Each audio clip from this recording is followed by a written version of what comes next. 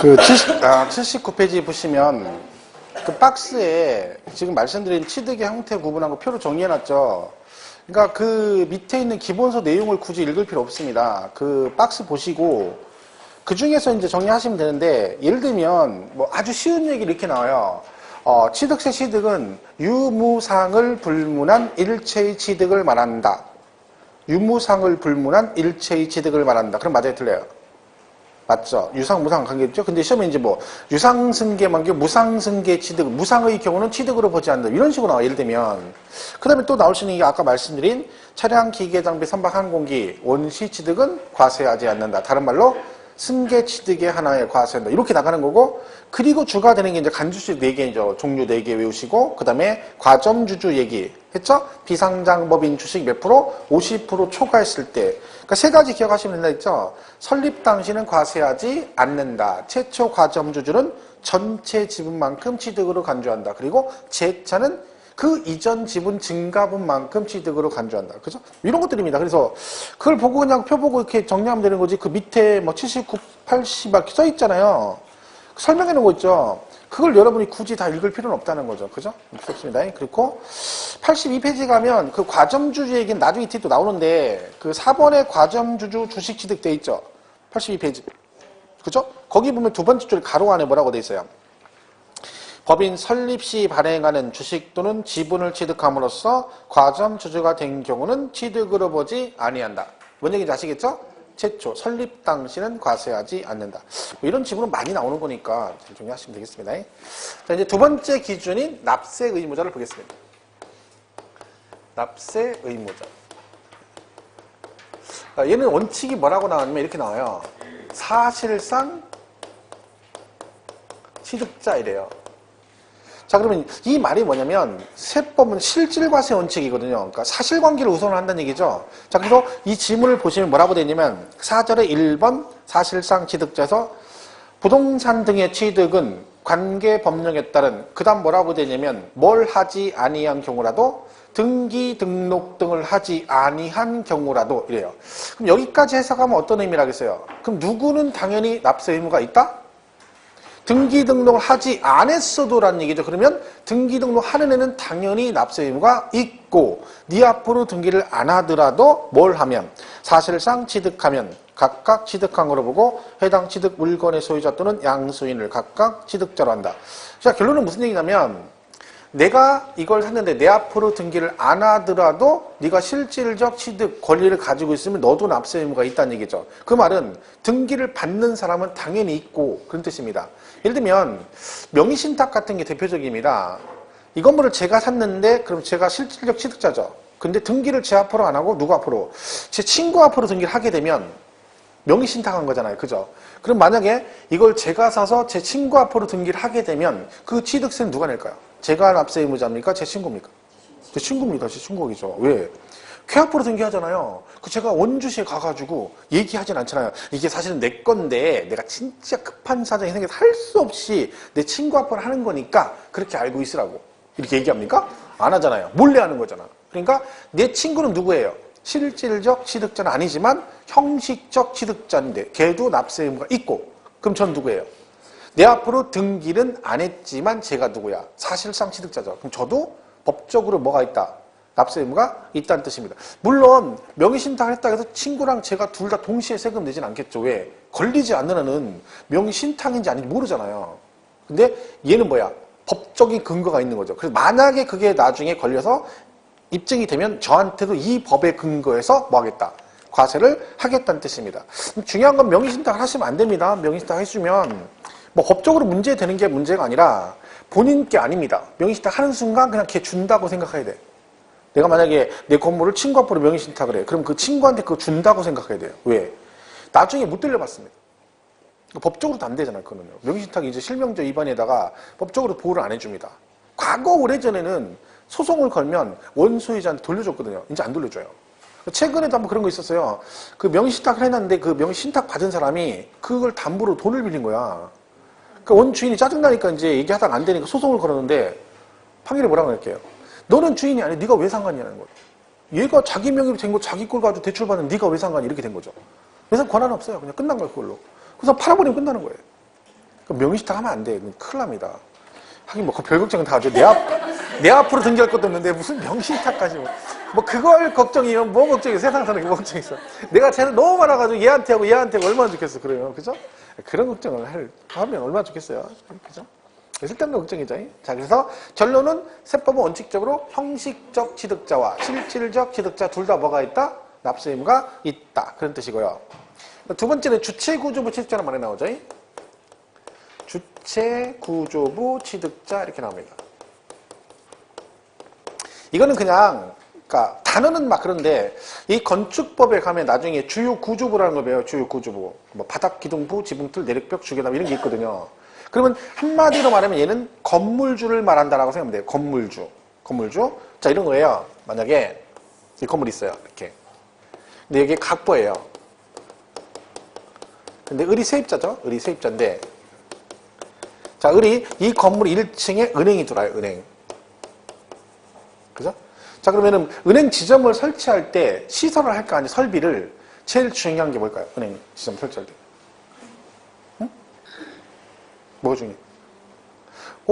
어렵죠, 이거? 혹자는 번호표라고 얘기합니다. 번호표. 은행은 뭐가 중요하다? 번호표가 중요하다. 여러분, 번호표가 엄청 중요합니다. 만약에 은행에 번호표 없어봐. 머리 지진 납니다. 그죠? 은행 딱 공과금 내려갔어요. 얼마래? 그때 뭐래? 사람이 한 30명 앉아있어.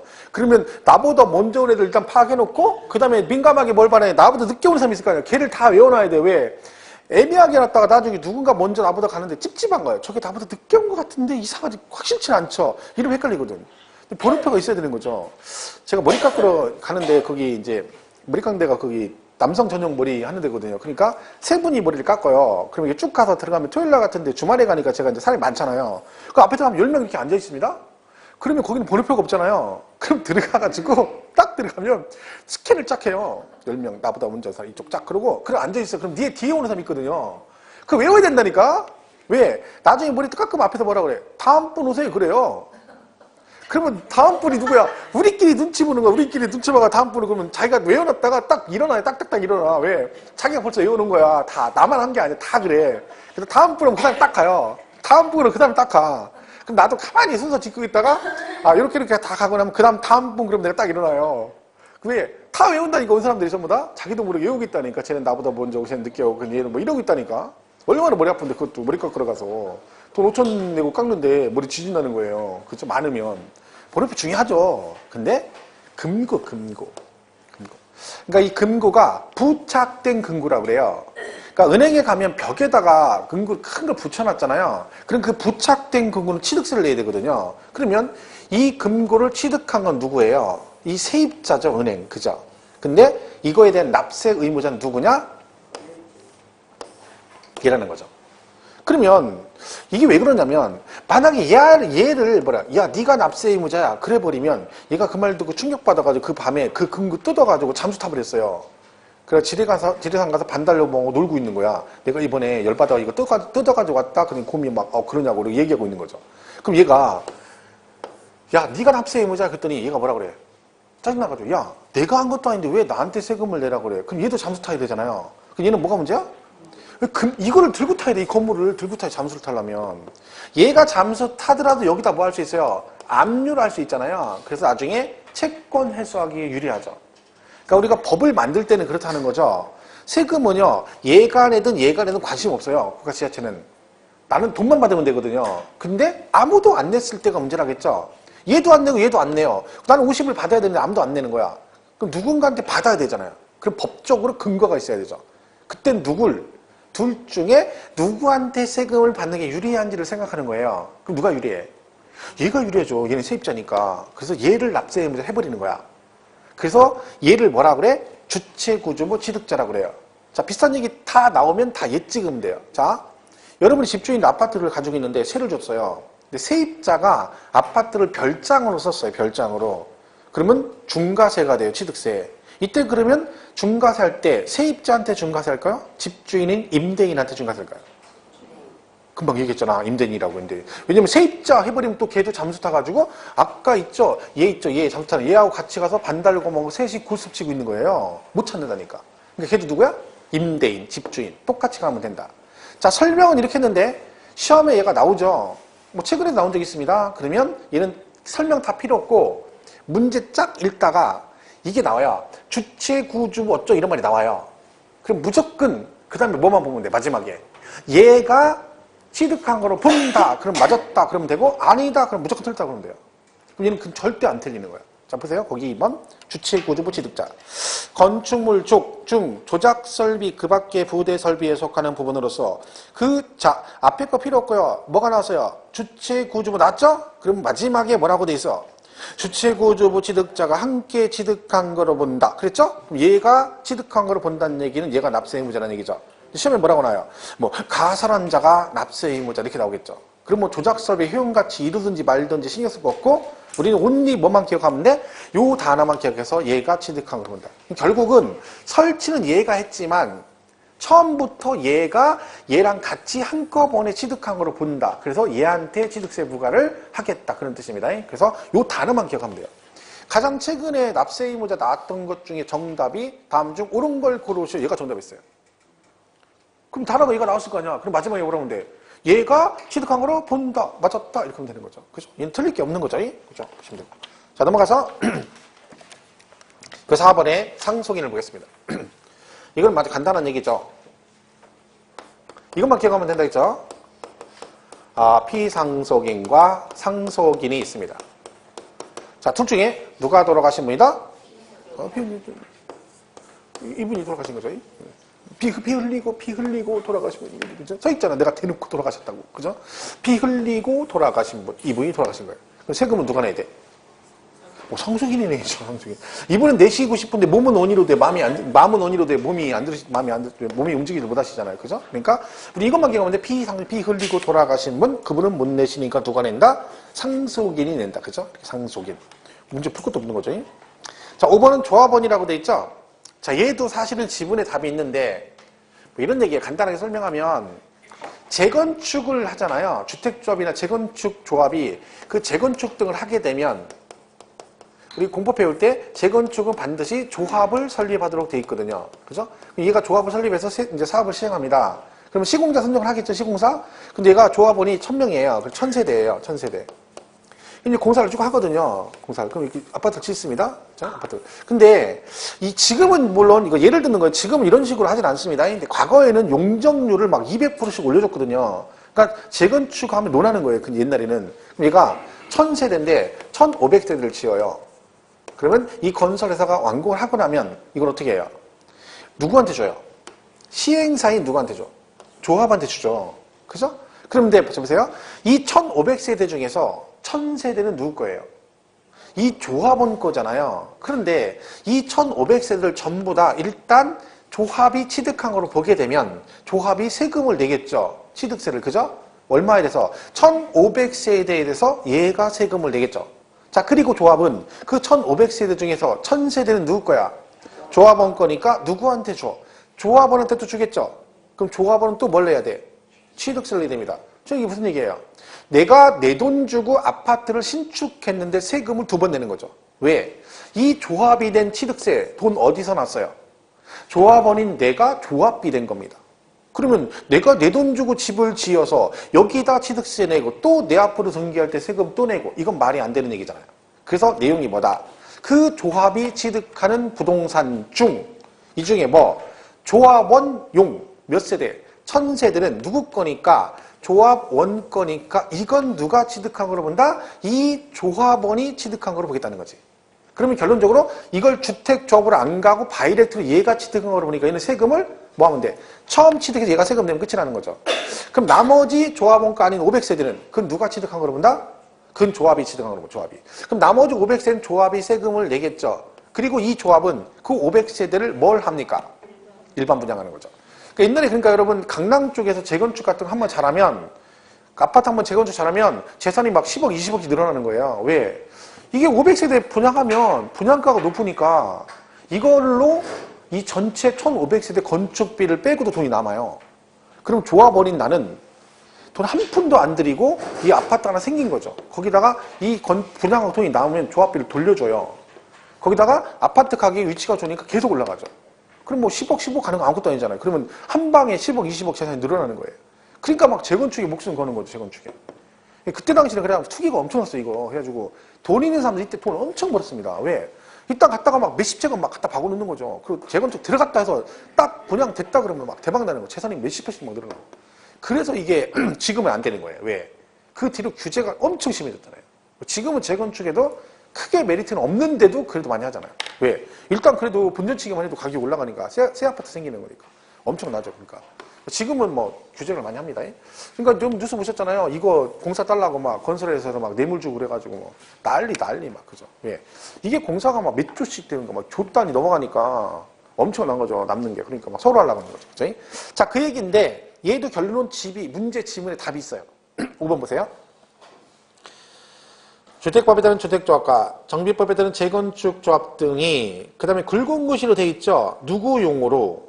조합원 용으로. 그러면 조합이 취득하는데 그 중에 누구 거래요? 조합원 용이래잖아. 그럼 조합원 거라는 거잖아. 그럼 세금 누가 내야 돼? 당연히 조합원이죠. 뻔한 얘기잖아요. 이거 그때 뭐라고 나와? 조합원 용으로 취득하는 경우는 조합이 취득한 거로 본다. 이렇게 나오겠죠. 그럼 땡 틀린 거죠. 그쵸? 그러면 조합원용 외의 부동산. 그럼 그 누가 취득한 거야? 조합이죠. 그건. 왜 조합원가 아닌 건 조합이 취득한 거로 본 거죠.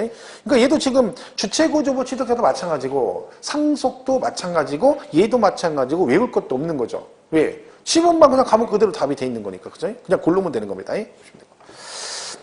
6번에 수입하는 자는 이런 거예요. 외국인 소유, 취득세, 과세 대상 물건을 직접, 자, 외국인 건데 본인이 수입을 해오는 임차, 내 건 아니니까 임차, 빌려서 수입하는 거죠. 근데 왜 수입한다는 거예요? 본인이 직접 사용하거나 뭐 하려고? 대여 목적으로 수입을 하게 되면 당연히 세금을 누가 내겠어요? 수입하는 자가 당연히 내겠죠. 수입하는 자가. 그죠?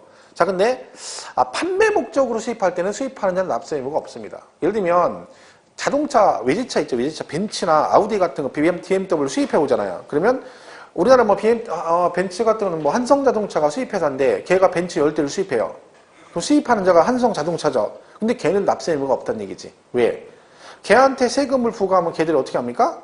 아까 얘기한 대로 그 세금 낸 걸 그 차값에 포함시켜 팔아버리죠. 그럼 누구한테 전가돼? 소비자. 그래서 그때는 누가요? 실수요자가 납세 의무자가 됩니다. 승계치는 거예요. 그렇죠? 뭐 그런 얘기입니다. 7번은 시설 대여업자인데 이거 뭐냐면 여신전문금융업법에 따른 시설 대여업자가 건설기계나 차량의 시설 대여를 하는 경우로서 대여시설 이용자의 명의로 등록하는 경우라도 그 건설기계나 차량은 시설 대여업자가 취득한 거로 본다. 그러니까 이게 중장비 대여 같은 거 하는 건데 뭐 이런 거예요. 제가 만약에 제가 대여업자예요. 그럼 중장비가 있어야 되잖아요. 근데 중장비를 제가 이제 취득을 합니다. 대여업자인 제가. 그래가지고 대여를 해주는데 이때 대여할 때 명의를 제 명의로 해가지고 대여를 해줄 수도 있고 아니면 그 대여받는 사람 앞으로 명의해서 대여해 줄 수 있다는 거죠. 근데 중요한 것보다 명의가 누구 앞으로 돼 있느냐가 중요한 게 아니라 실질적 취득자는 누구다? 제가 취득한 거잖아요. 대여업자인. 그죠? 그러니까 명의와 관계없이 누가? 시설 대여업자가 취득한 걸로 본다. 얘가 만약에 나오잖아요. 그럼 틀리게 나오면 딱 이거 하나밖에 없는 거지. 뭐라고 나와요? 뭐 대여를 받는 자의 명의로 대여할 경우는 그 명의자가 그죠? 명의자가 취득한 거로 본다. 그럼 땡 틀린 거죠. 명의와 관계없이 누구? 시설 대여업자다. 뭐 그렇게 기억하시면 되죠. 그다음에 8번은 볼 것 같고요. 9번에 배우자 또는 직계 존비속이라고 돼 있죠. 자, 요거는 우리가 잘 배우자 이렇게 돼 있어요. 자, 이게는 뭐야? 부부지간이거나 그다음 뭐다? 부모 자식간이다 그런 얘기죠. 이 부부지간이나 부모 자식간을 두 자로 뭐라고 돼 있어요? 왼수라고 돼 있죠. 왼수 가족이 아니라 왼수라고 왼수 그죠? 왼수지간이죠. 왼수지간 그죠? 이렇게. 자, 그게 무슨 얘기야? 부부지간에 거래를 했다는 거죠. 그러니까 남편 명의 아파트를 와이프한테 돈을 받고 팔았대요. 그죠? 그 예를 들면 내가 3억짜리 아파트가 있는데 와이프한테 3억을 받고 팔았다는 얘기죠. 그럼 예를 들면 와이프가 3억을 나한테 줬다 쳐봐. 그럼 내 통장으로 입금했겠죠. 그럼 내 돈인가요? 그 통장이 누구한테 가 있어? 와이프한테 가 있죠. 분명히 나한테 돈을 넣긴 넣는데 통장이 내 게 아니잖아요. 그러니까 이거는 하나만 한 얘기잖아. 하나만 한 얘기. 그러니까 뭐예요? 가족끼리 거래는 뭔다? 실질적으로 매매를 했다 할지라도 인정이 안 되는 겁니다. 그냥 공짜로 주고받은 거로 보겠다. 그러니까 우리가 그 말 있잖아요. 주머니 돈이 쌈짓돈이다. 아주 좋은 얘기거든요. 그게 무슨 뜻이라겠어요? 서로 네 돈 내 돈 거리지 말고 부부지간에 좋은 같이 오픈해 쓰자는 얘기죠. 그래서 남편이 그 말을 듣고 순진해가지고 믿어가지고 그 다음에 비상금 털어놓은 거 넥타이 안에 있던 거 꺼내가지고 속에 있던 거 다 꺼내서 오픈했더니 와이프가 싹 가져가죠. 그더니 뭐라 그래? 와이프 뜻은 뭐야? 내 돈은 원래 내 돈이고 네 돈도 내 돈이다 이런 뜻이거든요. 절대로 남편들은 그런 말에 속으면 안 속겠지. 지금 짬밥이 몇 년인데 그죠? 와이프가 그런 얘기하면 절대 속으면 안 됩니다. 그치? 비상금 털어가면 죽으라고 그냥 밥 5,000원짜리 먹고 3,000원짜리 먹고 해서 근근히 모아놨더니 그걸 발견하더니 막 꽁돈 생겼다고 막 그걸 가져가고 막 좋아한다. 남편은 피눈물 1년 내내 모은 돈을 갖다가 어이가 없다니까 진짜. 그러면 안 됩니다. 인간적으로. 용돈이나 많이 주면서 얘기를 하는 거야. 그 와이프는 맨날 얘기한다니까 돈을 내가 지갑 밖에다 꺼내놓으면 가져가가지고 나한테 주웠다는 건 주웠다고 얘기한다니까. 내가 지갑에 있는 돈을 안 건드리는데 지갑에 있는 게 이렇게 나와가지고 밖에 이렇게 10,000원짜리 놓잖아. 그럼 없어져서 그러면 와이프밖에 없거든요. 그러면 그거 내놓으라 그러면 자기 거래 왜 그래? 주웠다는 거야. 아, 근데 집에도 어떻게 주웠냐? 그 말이 안 되잖아요. 그래서 어느 날 와이프가 돈을 이렇게 나는 걸 내가 얼른 가져갔어요. 그랬더니 뭐랬냐? 도둑질이 갔다는 거다. 나는 도둑질한 거고 자기는 죽은 거래. 왜 그런 문제냐 했더니 이 집이 자기 집이기 때문에 여기 있는 물건은 다 자기 거기 때문에 그걸 들고 가면 도둑질하는 거고 자기가 주운 건 그냥 주운 거라는 거예요. 내 집에 떨어진 걸 주웠다는 거야. 아, 이상한 논리를. 그죠? 야, 나 진짜 어이가 없죠. 제가 와이프가 그걸 되게 좋아하기 때문에 분위기 안 좋고 컨디션 좀 안 좋고 뭔가 부부간에 약간 그런 게 있잖아. 그러면 일부 돈을 떨어펴요. 뭐 이렇게 10,000원짜리 이렇게 떨어뜨리는데 좀 상태가 안 좋고 50,000원짜리를 놔요. 그럼 막 갑자기 막 와이프 표정이 좋아져요. 막 말은 안 해. 벌써 돈을 가져갔어. 근데 얘기는 안 하는 근데 표정이 막 입꼬리가 좀 올라가 있어. 그래가지고 그냥 가만히 있는 거야. 그럼 그때부터는 건드리면 안 돼. 냅두면 자동으로 풀려요. 왜? 지금 5만 원 돌았거든. 지금 금방 내가 눈치채면 좀 그렇잖아 심리가. 그러니까 약간 지날 때까지 자기도 얘기 안 하는 거야. 가만히 있는 거야. 나중에 얘기해. 나중에. 자기 5만 원 주웠다고. 그래. 막 좀 지어주면 나 5만 원 주웠다 그래요. 뭐라고? 막 그래요. 내가 놀래가지고. 그죠? 사실 내가 논 거죠. 거기다가. 그지? 아이, 그것도 모르고 막 좋아가지고. 어이가 없다. 내가 왜 이러고 사는지 모르겠어요. 왜 이러고 사는지. 자, 그래서 뭐다? 식구끼리 거래한 건 다 뭘로 본다? 공짜로 증여받는 거. 공짜로. 뭘로? 증여. 얘는 증여로 봅니다. 자, 근데 여기서 우리가 하나 또 기억할 게 있습니다. 여기에서 추정의 뜻이에요. 추정의. 그러니까 추정이란 말은 증여로 보는 건 맞는데, 그죠? 증여로 보는 건 맞는데, 뭐 한다? 일단 증여로 보는데, 얘가 대가 관계를 입증하면, 그렇죠? 입증하면 뭐 한다? 그때는 뭘로 본다? 얘는 정상적인 거래를 볼 수 있다는 뜻입니다. 그러니까 부부 간에 거래하거나 부모 자식 간에 거래했는데도 불구하고 그 대가 관계가 입증되면 그냥 일반적인 매매로 볼 수도 있다는 뜻입니다. 그러니까 입증이 안 되면 무조건 뭘로 본다는 거야? 증여로 본다는 뜻입니다. 해서 거기 규제 보시면 9번에 배우자 또는 직계 존 비속으로부터 부동산 등을 취득이라고 돼 있죠. 보시면 배우자 또는 직계 존 비속의 부동산 등을 취득하는 경우는 뭐라고 돼 있어요? 증여로 취득한 거로 본다라고 돼 있잖아요. 근데 이게 추정의 뜻이니까 다만 다음 어느 하나에 해당하는 경우는 유상으로 취득하는 겁니다. 그 말은 밑에 있는 그 네 가지 이유로 입증이 되면 뭘로 보겠다는 거야? 무상, 증여가 아니라 유상으로 취득한 거로 보겠다는 얘기죠. 자, 다 안 보고 하나만 보겠습니다. 동그라미 1번. 뭐랬어요? 공매나 경매래요. 이게 무슨 뜻이에요? 남편의 아파트, 명의 아파트가 경매가 됐어요. 근데 그걸 누가 받았다는 거예요? 낙찰을. 와이프가 받았다는 거야. 그럼 소유권 넘어간 거 맞죠? 하지만 이거는 정상적인 거래를 통해서 취득한 거로 보겠다는 거야. 왜? 이 경매라는 게 부인 혼자 참여해서 받는 게 아니잖아요. 그죠? 나 말고도 불특정 다수가 참여해서 나보다 낙찰 금액이 높으면 그 사람이 되는 거잖아요. 그 입찰 금액이. 그죠? 그러니까 이건 정상적인 경로를 통해서 취득한 거로 봐주겠다는 거야.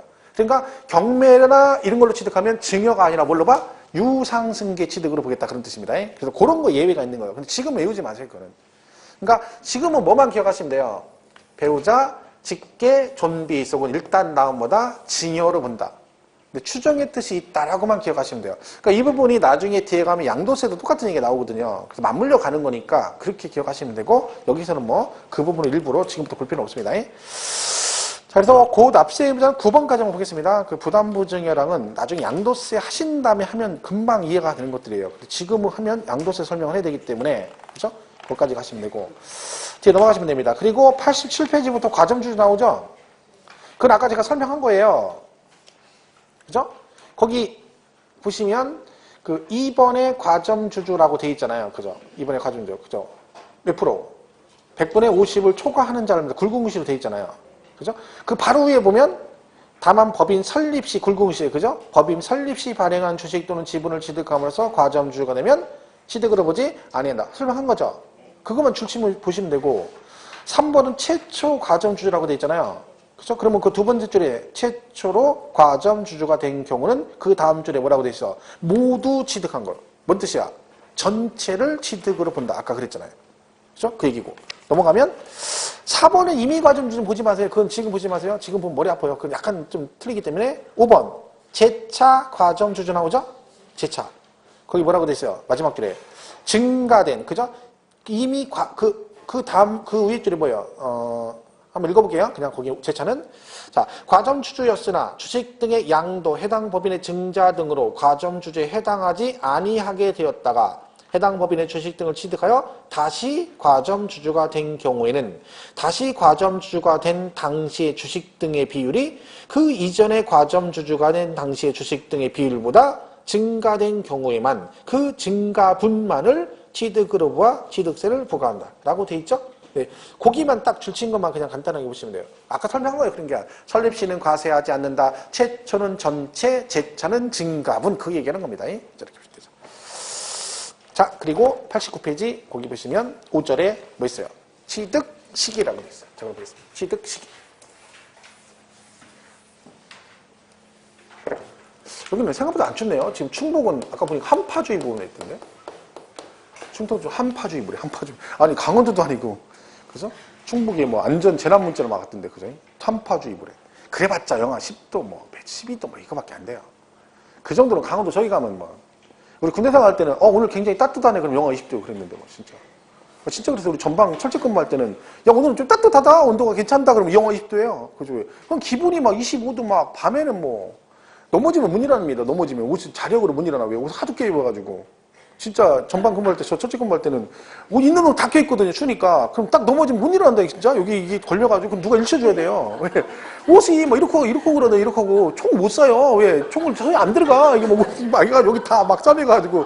총을 쏠 수가 없어요. 그냥 들고 다니, 총은 들고 다니는 거. 이게 안 들어간다. 총이 매일나면 여기 막 멜빵 다 늘려도 막 여기가 껴가지고. 옷이랑 옷은 다 껴입으니까. 그래도 추워요. 그래도. 전방은 진짜 그렇죠. 그러니까 20도 그러면 따뜻하지. 그때 따뜻하고 느끼죠. 아휴, 군대 다시 가라면 죽어도 못 가. 갈 일 없겠지만, 그죠? 이건 뭐냐면 언제 샀니 그 얘기예요. 아니 내가 뼈 빠지게 돈 벌어가지고 근근히 모아가지고 집을 하나 샀더니 또 와가지고 너 이거 언제 샀니? 지가 무슨 상관이야? 내가 사든지 말든지. 이유가 있어요. 뭐가? 얘가 신고 납부를 해야 되거든요. 근데 이 신고를 언제까지 해야 되냐면 취득일로부터 60일 이내 해야 돼요. 그죠? 자, 그러면 얘가 취득한 날로부터 60일. 이렇게 되는 거죠? 이렇게. 자, 이때부터 60일 안에 이걸 만약에 안 하게 되면 뭐가 나와요? 가산세가 붙어요. 그죠? 자, 그러면요. 얘가 신고납부 기한이 이날이 될 수도 있고, 그죠? 이날이 될 수도 있고, 이날이 될 수도 있겠죠. 그죠? 그러면 신고납부 기한이 이날인지는 뭐에 따라 달라진다? 취득일을 언제로 보느냐에 따라서 달라지는 거죠. 그죠? 그잖아요. 이렇게 되는 거죠. 그러니까 결론적으로 어차피 언제 시작한 60일은 정해져 있거든요. 그러니까 법적으로 여기서 혼란이 안 생기려면 여기서 말하는 취득일을 명확하게 법적으로 규정을 해줘야만이 혼란이 안 생긴다는 얘기죠. 그래서 아까 우리 배운 취득의 형태 배웠잖아요. 그 취득의 형태에 따라서 각각 다 정해주는 겁니다. 얘는 이날 취득한 거로 보고 얘는 이날 취득한 거로 본다. 정해주면 무조건 그날로부터 며칠? 60일 지나면 가산세 이렇게 가겠다는 얘기죠. 그래서 뭘 정해줘? 취득 시기를 정해주는 겁니다. 그걸 우리가 배우는 거죠. 참고로 미리 말씀을 드리면 얘는 작년에 시험에 나왔어요. 이 취득 시기가. 그래서 얘가 연장 2년 나온 역사는 거의 없습니다. 물론 뭐 예외적으로 나올 수도 있겠지만 그러니까 너무 깊이 갈 건 없고 가볍게 가시면 된다. 기본만. 자, 저는 기본이라 가볍게 그러는데 여러분은 뭘 들어도 무겁죠. 그죠? 제 생각이 가볍다는 얘기고. 자, 첫 번째가 뭐야? 이겁니다. 매매 등을 말하는 거야, 매매 등. 한번 물어볼까요? 그냥 상식적으로. 여러분, 아파트를 개인끼리 사고 팔았어요. 취득세 내셔야 되죠. 취득일이 언제일까요? 아파트를 개인끼리 사고 팔면 잔금 날짜입니다. 잔금 날짜. 근데 잔금 날짜인데 그 잔금 날짜가 두 가지 의미가 있습니다. 하나는 실제 잔금 지급. 우리가 뭐라고 하냐면 사실상 잔금 지급일 그래요. 이게 있고 또는 뭐가 있어? 계약상 잔금 지급일 그래요. 계약상 잔금 지급 이렇게 두 개로 나눠집니다. 이렇게 되는 거죠. 얘는 말 그대로 내가 실제로 잔금을 지급한 날 이런 뜻이고 얘는 뭐다? 계약서에 있는 잔금 날짜입니다. 그럼 개인끼리 아파트 거래 등을 하면 취득일이 언제다? 둘 중에 이걸로 계약상 잔금 날짜예요. 개인끼리. 그러니까 내가 계약서 쓰면 잔금 날짜 있잖아요. 그럼 그날부터 60일을 따진다는 얘기죠. 개인끼리 거래는. 그러면 얘가 두 개로 나눠진 이유가 있어요. 그러니까 얘는 말 그대로 내가 진짜 돈 준 날 오늘 주면 오늘, 내일 주면 내일 그런 얘기죠. 그날을 취득일로 보겠다는 얘기죠. 그런데요, 이게 문제가 뭐냐면 만약 이걸로 가면 어떤 현상이 일어날 수 있냐면 만약에 계약 당사자가 짜고 둘이 짜고 협의해가지고 어제 돈 줬는데 오늘 줬다 할 수 있고 내일 줬다 할 수 있잖아요. 그러면 취득일이 바뀌어버리죠. 그럼 나중에 신고납부 기한 갔을 때 가산세 부과할 때 문제가 될 수 있습니다. 왜? 이게 명확하지 않으니까. 그래서 이거는 아무나 이걸로 가는 게 아니라 누가 봐도 이날 잔금을 줬다는 게 객관적으로 인정이 될 때만 뭘로 간다? 그때만 이걸로 갑니다. 실제 잔금지. 그게 입증이 안 되면 나뭘로 가? 이걸로 갑니다. 계약상 잔금 날짜. 그러니까 개인 간 거래는 뭘로 가는 거예요? 개인 간 거래는. 이걸로 가야 돼요. 왜? 개인끼리가 제일 짜고 칠 여지가 제일 많은 거죠. 둘이만 협의하면 되잖아요. 그죠? 그래서 이걸로 가는 게 5가지가 있습니다. 첫 번째가 뭐냐면 국가 등으로부터 취득이에요. 그러니까 국가나 지방자치단체나 지자체 조합 걸 여러분이 산 거죠. 그럼 여러분이 국유지를 1억에 샀어요. 그리고 잔금을 누구한테 줘? 국가한테 줄 거 아니에요. 그러면 내가 오늘 잔금을 줬단 말이죠. 누구한테? 국가한테. 이건 누가 봐도 잔금 준 게 입증이 되는 거잖아요. 설마 제가 가가지고 그럽니까? 오늘 잔금 줬는데 따져보니까 날짜가 하루 지난 거예요. 가산세 내게 생겨서. 그러니까 뭐라 그래? 내가 지난번에 잔금 준 거 있잖아. 근데 사정이 생겨서 그러니까 오늘 말고 내일 줬다고 하자. 이렇게 할 수 있습니까? 안 되잖아. 그죠? 그러니까 이거는 무조건 뭘로 가? 실제 잔금 준 날 그대로 인정해 주겠다. 이 첫 번째고. 두 번째는 외국으로부터 수입에 의한 취득입니다. 수입.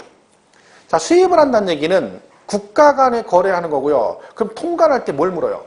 관세가 부과되죠? 그럼 여러분 관세 부과할 때는 그 수입 면장이라는 게 있습니다. 그 수입 면장이 거래 내용이 기록되어 있거든요. 그러면 걔를 근거로 해가지고 세금을 부과하거든요. 그러면 개인끼리 계약한 거와 관계없이 그 수입 면장상에 나타난 날짜에 무조건 실제 돈 준 걸로 봐서 그날을 취득일로 보겠다. 그런 얘기고, 세 번째는 공매나 경매로 취득하는 경우죠.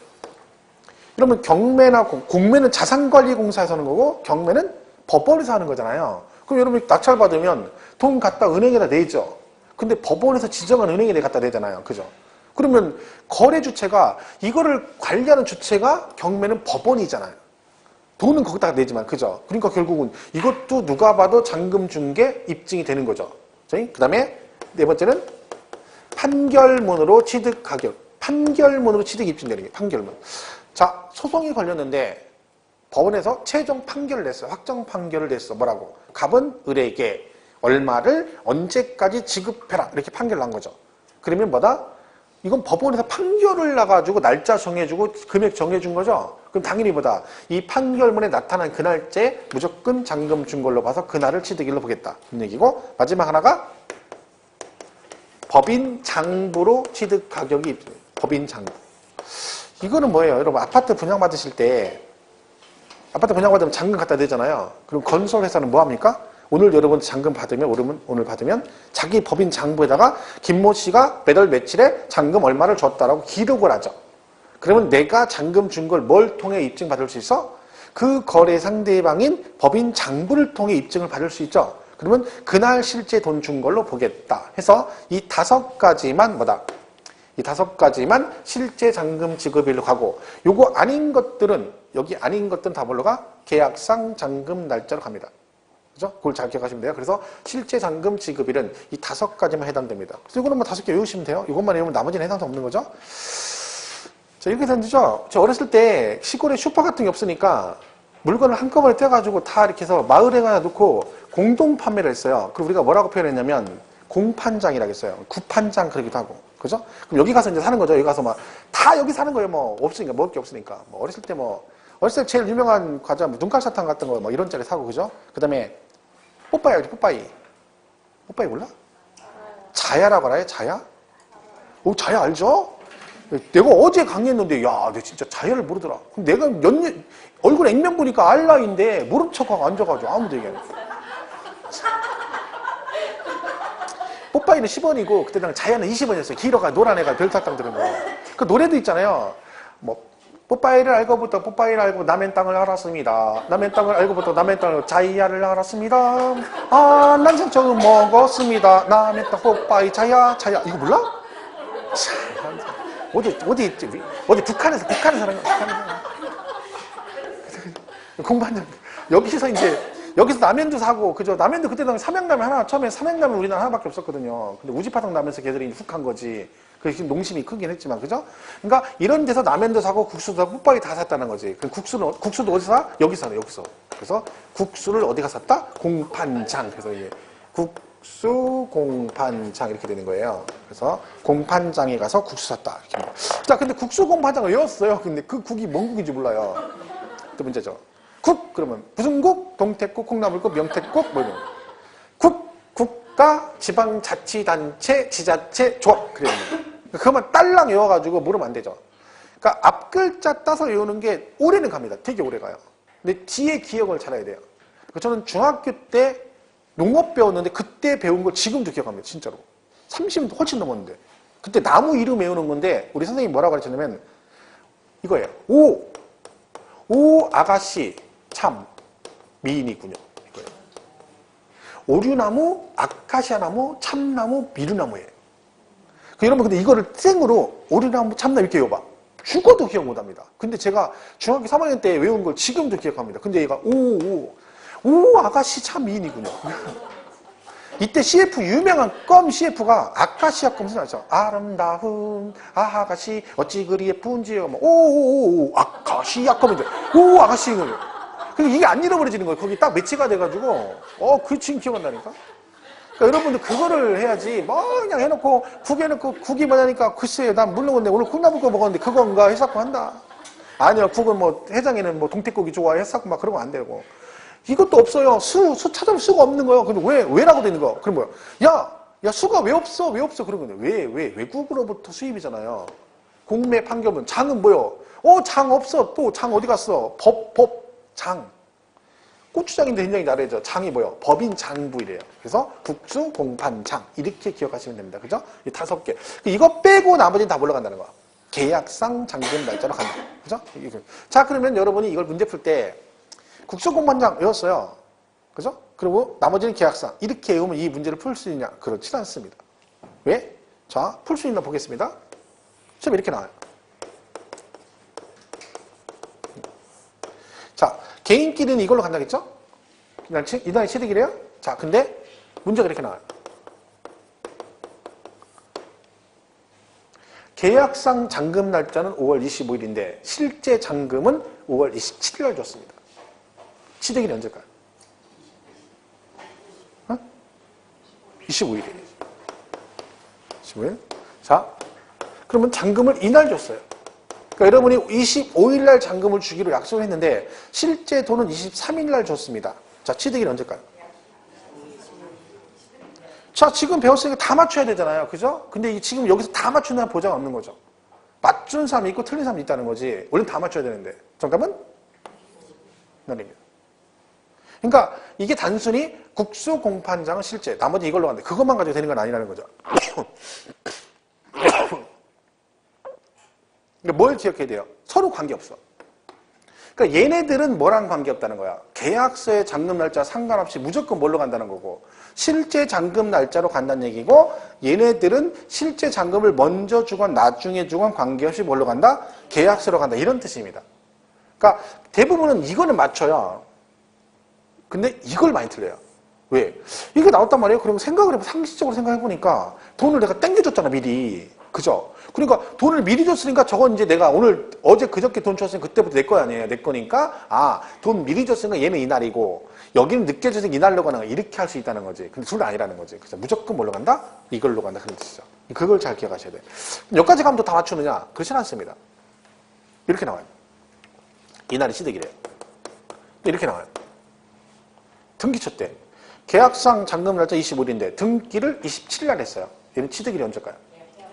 25일 날. 23일 날 등기하면 어떡해요? 23일이에요. 그래서 그러고 그래. 약간 또 둘 다 무조건 이걸로 간다며. 얘 또 이거는 이날, 이건 또 뭐야? 등기는, 자, 이게 두 개가 나오잖아요? 그럼 일단 뭐부터 골라야 돼요? 여기에 해당이 되는지, 여기에 해당되는지 먼저 선택을 하고, 그리고 나서 문제를 풀면 되는데, 그 내용에 뭐가 같이 나오면, 등기 날짜가 같이 나오면 어떻게 해라? 두 개를 비교해서 둘 중 빠른 날로 갑니다. 빠른 날. 그럼 여기는 지금 얘가 빠르니까 이날로 간 거고, 여기는 뭐가 빨라요? 등기가 빠르니까 뭔다? 등기친 날로 간다. 이렇게 되는 거죠. 그죠? 그러니까 지금 한 것까지 다 가야 요 문제에 대해서 다시 풀 수 있는 거죠. 그죠? 그래서 기본적으로 그런 내용을 기억하시면 됩니다. 그래서 90페이지 보시면 유상승계 취득이라고 되어 있잖아요.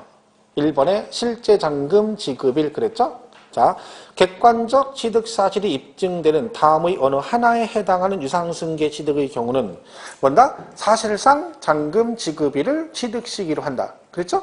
자, 그 다음에, 자, 그래서 5개 나오죠? 국수, 공판장, 동그라미 쳐있네요. 거기다가 하나 조심할 게, 그 판결문 있죠? 판결문. 그 판결문의 가로 안에 보면, 그 판결문이 뭘 말하느냐? 민사소송 및 행정소송에서 확정된 판결문을 말하며, 그 다음에 보세요. 화해, 포기, 인락 또는 자백간주에 의한 것은 제외한다라고 되어 있죠. 자, 그럼 무슨 뜻이에요? 화해조서, 인락조서, 포기각서, 자백간주는 뭐에 해당이 안 된다? 여기서 말하는 판결문에 해당이 안 된다는 얘기는 얘는 뭘로 안 간다는 거야? 실제 잔금 지급일이 아니라 그럼 얘는 뭘로 간다는 거야? 계약상 잔금 날짜를 취득일로 본다는 뜻입니다. 그래서 우리가 판결문 얘기를 하면 가로 안에 걔를 같이 기억을 하셔야 돼. 왜냐면 나중에 과세표준 배우거든요. 그럼 그 과세표준에도 이게 나와요. 그럼 판결문은 항상 화해. 자, 화해조서는 왜 인정을 안 하냐면 화해조서가 정식 재판에 확정 판결 난 게 아니잖아요. 소송을 걸었는데 당사자가 뭐 했다는 거예요? 판사가 불러놓고 야, 내가 보니까 니들 끝까지 가면 둘 다 좋은 꼴 못 보니까 그냥 여기서 좋은 말 할 때 화해해라 그런 거예요. 그랬더니 매매 당사자가 뭐 한 거예요? 둘이 말 그대로 합의한 거예요. 그러면 결국 뭐하고 똑같은 거야? 개인 간 거래하고 똑같은 게 된다는 얘기죠. 그래서 인정을 안 하겠다는 뜻입니다. 그래서 걔는 제외다. 그거 기억하시면 되고 오른쪽 2번에 계약상 잔금 지급일 그래서 1번 객관적 취득 즉 국수 공판장 이거 빼고 나머지는 뭘로 간다? 계약상의 잔금 지급일에 취득한 거로 본다. 2번 보세요. 다만 계약상 잔금 지급일이 명시되지 아니한 경우는 어떻게 한다고요? 계약일로부터 60일이 경과되는 날에 취득한 거로 본다. 자, 무슨 얘기냐면 이 계약서의 잔금 날짜가 명확하지 않아요. 확실치 않다는 얘기죠. 그럼 어떻게 한다는 거? 계약일이죠. 계약일. 그죠? 이 계약일로부터 며칠 되는 날? 60일이 되는 날. 이 날을 취득일로 보겠다. 그런 뜻입니다. 자, 이렇게 보시면 되고. 그치? 자, 넘어가시면 됩니다. 그래서 국수공판장 잘 기억하시면 되고. 92페이지 가면 3번에 이제 뭐 있어요? 연부 취득이 나왔어요. 연부 취득. 그 자동차 같은 거 사실 때 보통 할부로 삽니까? 일시불로 삽니까? 할부로 사죠. 어떤 사람이 자기는 뭐 일시불 그러더라니까. 참나. 차를 일시불로 산대. 도대체 뭘 산 거야? 티코 산 거야? 30만 원 주고? 일시불로? 그죠? 그건 가능하지만 신차를 일시불로 사면 드물죠. 그죠? 나 이번에 일시불로 샀다 뭐? 벤츠? 열받죠. 그죠? 우리는 벤츠를 못 사는데. 벤츠 주면 탈 수 있어? 이건희 회장이 타는 마이바흐라고 있어요. 그 벤츠의 최고 사양인 거죠. 그거 주면 못 탑니다. 왜? 그거 타면 어떻게 해야 돼? 고속도로 갈 때 뭐라고 생각하면 돼? 창문 열고 1,000원짜리를 뿌리면서 간다. 이렇게 뿌리면서 간다 생각하면 돼요. 그죠? 기름값이. 그럼 열고 이렇게 뿌리고 하면서 그 차가 갈 때마다. 저도 못 한다니까 그거 유지비. 보험료도 비싸서 못 내고. 그죠? 그러다가 자동차도 엄청 나오고. 장난 아니죠. 자, 그럼 자동차는 할부로 삽니다. 몇 개월 할부? 그 60개월이 정상이고 서면도 60개월이에요. 어떤 사람 막 교만하게 20개월, 24개월이래. 자랑하는 거요? 자기는 24개월이라고? 24개월 자랑하는 거잖아. 자기는 돈이 많아가지고 할부금 24개월, 60개월 무슨 24개월. 60개월이 일반 서민 얘기요. 36개월도 약간 부르주아 계급이고 보통은 48개월, 60개월이 정상이지. 막 씩씩하게 막 24개월이란다. 열받게 자랑하는 것도 아니고. 여기 24개월 흔들어봐. 없죠? 36개월. 그렇게 안 물어줘? 뭐라고 물어봐? 여기 최대 몇 개월? 이거 최대 몇 개월 돼? 이렇게 물어보지. 24개월 이런 얘기 안 하잖아요. 최대 몇 개월. 그죠? 카드 긁을 때 뭐라 그래? 할부할 때. 최대 몇 개월 돼? 무이자 최대 몇 개월 돼? 이렇게 다. 무이자 3개월. 그거 말, 그럼 무이자 아닌 건 몇 개월? 최대 24개월. 그걸로 해주세요. 이러잖아. 그게 우리 서민생활이죠. 자, 24개월 할부라고 치고, 걔는 돈을 얼마 만에 한 번씩 주는 겁니까? 응? 한 달에 한 번씩 주는 건 한 달에 한 번씩. 그죠? 그럼 얘는 뭐겠어요? 얘는 돈을 얼마나 한 번씩 줘? 그 얘기예요. 1년에 한 번씩 지불하는 조건으로 취득하는 걸 뭐라고 한다? 연부 취득을 합니다. 말 그대로죠. 그러면 얘는 상식적으로 취득한 부동산 등의 가격이 비싸겠어요? 싸겠어요? 비싸겠죠. 싼 걸 1,000만 원짜리 사가지고 1년에 200만 원씩 5년 동안 나눠준다. 그 누가 그렇게 팔겠습니까? 그러니까 좀 비싼 거죠. 자, 만약에 제가 부동산 하나 샀어요. 요새 돈이 없어서 싼 거 하나 샀어. 100억짜리. 싼 걸 하나 사가지고 옛날 같으면 일시불로 툭 주는데 요새 돈이 없어가지고 할부하기로 했어요. 이거 36개월 할부하면 어떻게 돼? 그럼 막 한 달에 막 3억 얼마씩 내야 되잖아요. 그래서 5년 동안 1년에 20억씩 주는 조건으로 계약하는 거죠. 이걸 뭐라 그래? 연부 취득그래요. 그럼 돈을 이렇게 준다는 얘기잖아요. 20억, 20억, 20억, 20억, 20억 이렇게 준다는 얘기죠. 5번에 걸쳐. 자, 그럼 취득세를 내야 되잖아요. 근데 여러분 취득세는 내가 잔금을 다 줘야 취득할 거 아니에요. 잔금 안 줬는데 나한테 등기를 넘겨주지 않을 거 아니야. 그죠? 그러면 이 사람이 돈을 1년에 20억씩 주게 되면 돈을 다 줘야 등기하면서 취득세를 내는 거죠? 그럼 얘는 몇 년 후에 취득세를 내나요? 돈 다 줘야 되니까 언제? 5년 후죠, 5년 후. 그럼 이때 가서 100억에 4% 세금을 내면 되는 거잖아요. 그러면 거꾸로 얘기하면 과세권자는 나한테 연부취득에 세금 받으려면 몇 년을 기다려야 돼? 5년. 근데 얘는 뭐 하고 싶은 거예요? 세금은 빨리 걷고 싶다고 했잖아요. 그래서 어떻게 한다는 거야? 네가 돈을 20억씩 나눠주니까 세금도 그 돈 줄 때마다 나눠서 내란 얘기입니다. 그래서 20억을 줄 때마다 세금을 나눠서 걷는 거 5번에 걸쳐. 이게 연부취득이에요. 자, 이때 그러면 용어가 나오죠, 용어. 여기서 중요한 용어가. 자, 요 20억을 뭐라고 하냐면 그냥 그대로 가면 돼요. 20억이. 얘가 뭐다? 얘가 뭐예요? 매년 지불하는 금액이죠. 말 그대로. 그죠? 그걸 뭐라 그래? 연부 금액이라 그래요. 앞으로 엄청 나오는 얘기죠. 자, 그럼 금액 여기도 있잖아요. 100억. 요거는 연부 금액이라고 안 하죠. 왜? 이게 연부 금액이면 얘가 돈을 1년에 100억씩 준다는 의미가 되잖아요. 그 얘는 뭐다? 얘는 연부금 총액 그럽니다. 총액. 총 연부금액 그러기도 하고. 그죠? 그러니까 얘가 총액이고 그리고 매년 지불하는 금액은 연부금액 얼마다? 20억을 연부금액 그럽니다. 얘가 세금을 어떻게 내라는 얘기예요? 요 20억 줄 때 취득일로부터 60일, 취득일로부터 60일 이렇게 내라는 얘기죠? 이때 그럼 얘는 취득일이 언제냐 그 얘기거든요. 자, 얘들도 계약서는 쓰겠죠? 계약서. 그죠? 깔끔한 계약서 써서 뭐라 그래요? 내가 해바뀌면 돈 줄게. 20억. 그래서 1월 1일 이렇게 쓴 거예요. 이걸 우리가 뭐라 그래? 계약서상의 연부금 지급일 그럽니다. 근데 1월 1일에 돈 줄 수 있다 했어? 없다 했어? 1월 1일에 돈 줄 수 있어? 없어? 없어요. 왜? 친정이라 빨간 글씨를 안 돼. 은행 문 닫아가지고 돈을 1월 줬어요. 그럼 이거는 계약서상의 연부금 지급일이고 이건 뭐예요? 실제 사실상 연부금 지급이 이렇게 돼 있는 거죠. 이때 얘는 취득일이 언제다? 이날이다. 그런 얘기죠.